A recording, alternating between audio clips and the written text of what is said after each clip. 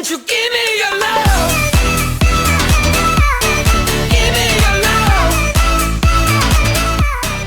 I don't know if I have enough time to explain everything in this movie review, so I'm just going to be as quick as possible. Black Panther Wakanda Forever is a very serious driven film compared to the previous film. The previous film was very fun and exciting and we were happy for it. I was very enthusiastic, but this one tends to be very serious because it was emotionally driven, and because with the loss of Chadwick Boseman, the filmmakers are having a hard time working on this movie, and that's what we felt when we were watching this movie, because this movie does not have Chadwick Boseman. Chadwick Boseman is no longer with us, and this film tries to remind us that it can still be a Black Panther movie, but just without Chadwick Boseman. And that's how it felt. And that's why the story kind of changes, because there used to be those fun action, but this time there's still some big action in this film, although there is, but the film gives time for the characters to take a breath, to meet with each other and have these emotional interactions. And as for the character sort of changed, which is what gives everyone sort of a great acting performance in this film, especially with Angela Bassett and maybe Danai Gurira, and of course Letitia Wright as Shuri, who from being this very fun and comedic sister to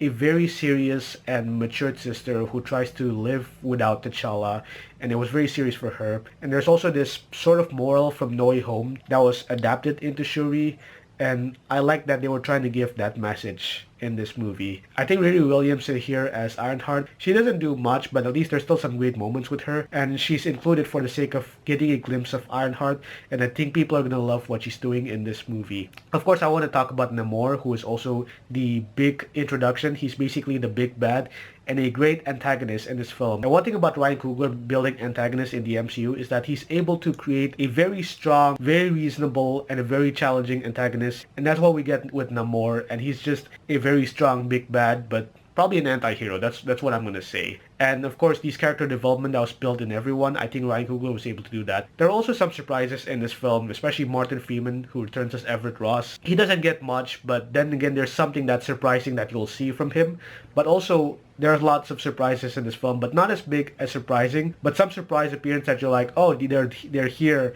And you're like, what are they doing here? Like, you know them? And yes, that's the surprise appearances. And also there's one post-credit scene that, it's not a big post-credit scene that we mostly get in Marvel films, but it's like, you get an introduction to something, but it's still surprising. That's the surprise I expect. The music here are also great. There's lots of soundtrack in here compared to the previous film. And there was one scene in IMAX that when you enter Talca, the soundtrack kicks in, and I just love it. Ludwig Göransson has a score. He understands his assignment, and he's able to put his style into this movie compared to the previous film, so you get a different taste of Ludwig Göransson. Look, whatever you put Ludwig Göransson in any movie, in any project, he'll use his style to fit with the category, and he understands his project, he understands his assignment really well. Now, I would recommend watching this movie in IMAX because this movie uses IMAX cameras in select sequences, especially in the finale.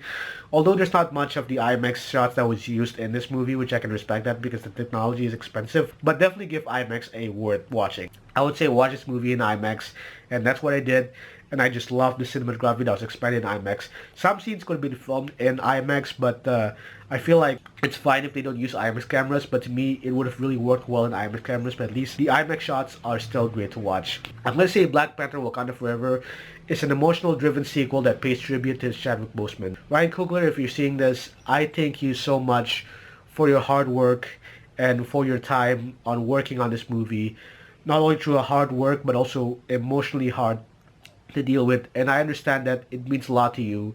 Chadwick Boseman really means a lot to you, and I'm sorry for your loss, but we all feel it too. So with whatever you do next in the film project, in the film industry, we are looking forward to see what you do next. We love your films, from Fruitvale Station, Creed, and now your Black Panther movies, and of course in your producing movies.